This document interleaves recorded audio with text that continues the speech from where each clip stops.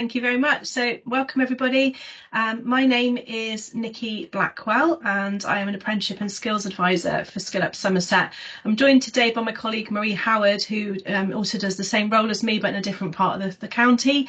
And we're just going to be talking to you a little bit today about traineeships, about apprenticeships and supported employment, and some of the resources and information and support that's out there for you. Okay, so I'm going to hand over to Marie first. She's going to just talk through a little bit about what Skill Up do, if it's going to click on. There we go. Perfect. There we go, Marie. Right, thank you. So as Nikki said, Marie Howard, I'm also an apprenticeship and skills advisor for Skill Up Somerset. So Nikki and I, we support businesses as well as individuals across Somerset with anything apprenticeship and skills. So two parts of the service. The first part is around offering that support to individuals and people in the community. It's a free service and we're impartial. So any questions around skills, understanding apprenticeships, where you can find them, who they're for, we can help with that. We can help with those decision making as to what courses may be suitable or what all the different options are available.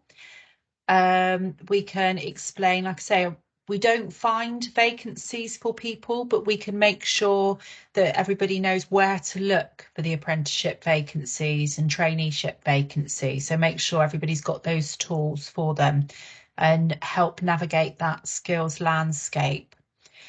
We can help with the registration. There's a couple of government platforms, one for apprenticeships, one for traineeships, which is a good starting place to search for vacancies. So we can just help people make sure that they're registered on there, set up alerts, so we can help with that process. We've got a website, Skill Up Somerset. These slides you'll have access to after the presentation.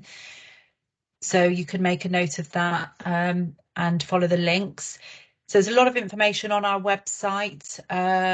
It's a good starting place. And also we have a lot of information around the different training providers that operate across Somerset. So that would include your colleges, independent training providers, some national training providers. So we're able to make those introductions. And like we say, because we're impartial, what we try to do is introduce people to one or two training organisations, so you can have that more detailed conversation and make your decision from there. Now we're available kind of throughout that journey. So whether you're just starting looking for some training or whether things aren't quite going as planned, then you can talk to us at any time during that journey.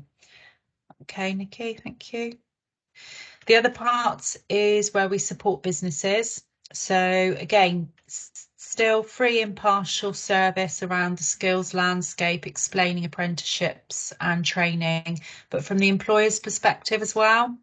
So that could be explaining around the different funding options, how apprenticeships and traineeships are funded, if there's any government incentives that can help employers.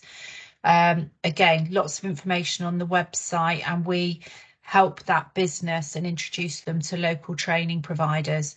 What we do say when we're talking to individuals in the community, if, for example, there's a young person that is aware of an employer that may want to take them on as an apprentice, then we can always talk to that employer and let them know what's involved for taking that person on as their perhaps potentially first apprentice. So both sides are able to help on that journey, and again make that relevant introduction to some training organisations to help with the training element. Okay, Nikki. Great, thank you. So really want to now give you a sort of a brief overview of to the three options that there are. We've got traineeships first, and then I'm also going to cover apprenticeships and a little bit about supported employment as well. So for those of you that don't know, a traineeship is a kind of a pre-apprenticeship programme, if you like. So it's for anybody aged 16 to 24. it's basically for someone who is motivated and who wants to work, but maybe hasn't quite got those skills or the confidence yet to be able to sort of go into an apprenticeship or to paid work. So it's really a good chance for a young person to sort of gain confidence as well as gain some work experience and as well as those really important employability skills. Excuse me. So traineeship is made up of three different parts. So you have a work placement. So actually with an employer, you normally do around sort of 70 hours in that work placement on a part-time basis. And that's alongside the second part, sorry, which is employability training. So that will things like job applications and apprenticeship applications, CV writing, interview skills, those kind of employability skills. And then also if the young person needs to work on and to bring in their levels up in their maths and English and digital skills, then that support is available as well. A traineeship normally lasts anywhere between 6 weeks and 6 months, so that it can be extended to up to a year if needed, depending on the support needs of that individual. And really, progression-wise, in terms of, if you've completed a successful traineeship, it could lead very nicely into an apprenticeship. It could lead on to them going into a college course or into paid work even. So that, it doesn't have to lead into an apprenticeship, but there are those sort of different progression routes there for a traineeship. It is unpaid, so it's something else I should mention there as well. But there's lots and lots of training providers out there that do offer these traineeships, and we'll talk a little bit more about training providers in a moment. One of the other programs that I'd like to talk to you about is apprenticeships. There is no upper age limit for apprenticeships. The first thing to sort of get across there is that historically they were obviously for young people. Nowadays anybody can do an apprenticeship as long as you're age 16 or over. They offer the chance to basically earn a salary and obviously work towards a qualification at the same time. So that would be a nationally recognised qualification. And the apprenticeship standard, which is the kind of programme that's been written by employers, it contains this, it sort of sets out the knowledge, the skills and the behaviours that an apprentice will learn throughout their apprenticeship. Like I mentioned, they're written by employers, so you can be sure that if you're doing an apprenticeship that you're gaining those skills and behaviours that the employers are looking for. An apprentice can work anything normally between 30 hours a week as a minimum and up to 40, and that will include their time at college or with a training provider as well. So that includes their off-the-job training, as we call it.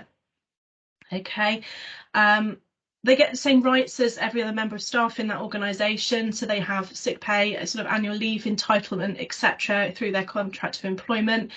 And like I mentioned, that 20% off the job training, so that will be spent usually 6 hours per week with a college, a university if it's a degree level apprenticeship, or it could be an independent training provider, and sometimes it can just be in the workplace, actually delivering that training in the workplace, but it works out roughly around 6 hours per week as a minimum.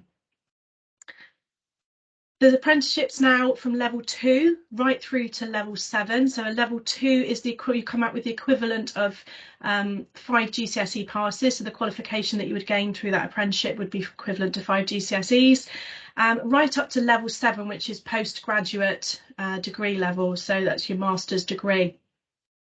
In terms of duration, it very much depends on the level that you're studying and the subject that you're studying, but typically between 1 and 5 years. So the lower levels are obviously, more likely to be sort of 1 to 3 years.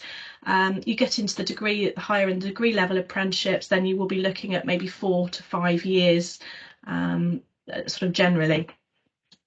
Okay.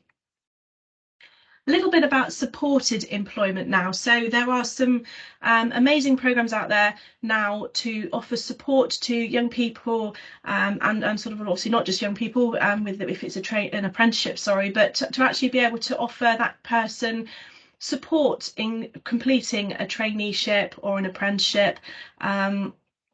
And there's a number of organisations that deliver these programmes across Somerset. On the next slide, Marie will just go through with you in a moment and just talk through some of those organisations for you. But supported employment is basically they're there to assist people with disabilities or learning difficulties to access employment opportunities. and they support them to become more economically independent and socially active. So there's a program called Access to Work, or scheme, sorry, called Access to Work, that if a young person is on a supported employment program, they can access funds through that to help with things like funding equipment, travel costs, and also maybe a job coach. So a job coach is basically someone that will be there with that person for as long or as much or as little as they need to help with things like travel training, support with interviews, support in the workplace. So if they're learning the job and they're doing that on the job training, and they help them learn the job role, and just kind of give them that little backup that they need there in the workplace as well. So that's something else that can be accessed through supported employment. There's lots of employers across Somerset who are now looking to be offering supported employment opportunities, or already are. There's a few logos on the bottom of the screen there. We've got Somerset County Council, the NHS, HPC, Somerset Care and Avon, and Somerset Police. They're all sort of offering really good sort of successful programs now, and there are more employers coming on board all the time. Okay, I'm just going to go on to the next screen, and I'm going to pass back to Marie, I believe, who's just going to talk through some of the further information and resources that are available that we've talked about. Yeah, so there is lots of information on the internet. There's these websites that are listed up on this slide, will give you a wealth of information. We've kind of skirted very much across the top of it and just given you a brief insight, but all of this information you can find on the Apprenticeships government website. That will also include information on traineeships as well.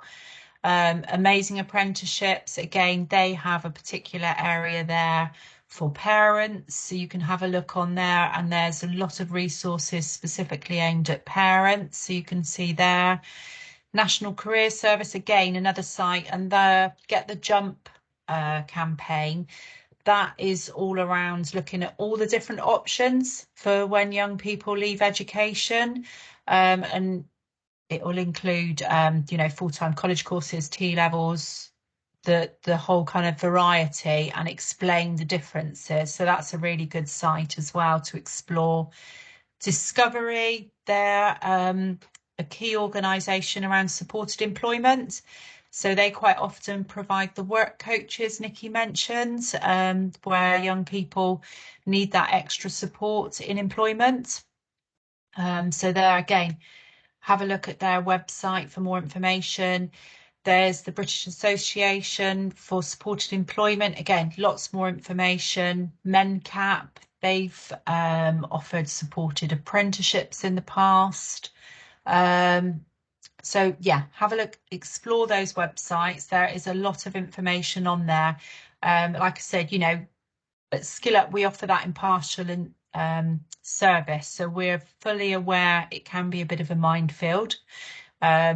Sometimes there's too much information out there and it's not knowing where to start. So that's where Nikki and I come in. So any questions, if you've got a specific scenario and you're not too sure where to turn first, by all means get in contact with Nikki and I at Skill Up, and this is where we can kind of narrow it down a little bit for you and point you in the right direction, whether it's one of these websites or answer any of the questions you may have. Our contact details are up here. Nikki and I, we split the county geographically, but it doesn't matter. You can contact either one of us. We've got a general email there, so if one of us happens to be on holiday, then the other one will pick it up. So you'll get an answer from us. We are actually advertising at the moment for another apprenticeship and skills advisor who will be working predominantly with individuals in the community and doing that support. So you may hear of another name, another apprenticeship and skills advisor in the near future. But by going through our website or at the hello email address, that's the best way to contact us, and we'll reply if you want a telephone conversation or however you want to do it. We'll be there. We'll arrange the best way to talk to you and see how we can help and answer your questions. And if it's not something we can help with, across Somerset is a pretty good network. So if we don't know the answer, then we'll be able to signpost you to others that hopefully will be able to answer. But anything skills, apprenticeships, traineeships, hopefully we'll be able to help you. So thank you for your time. And yes, we look forward to talking to some of you. Thank you. Very much.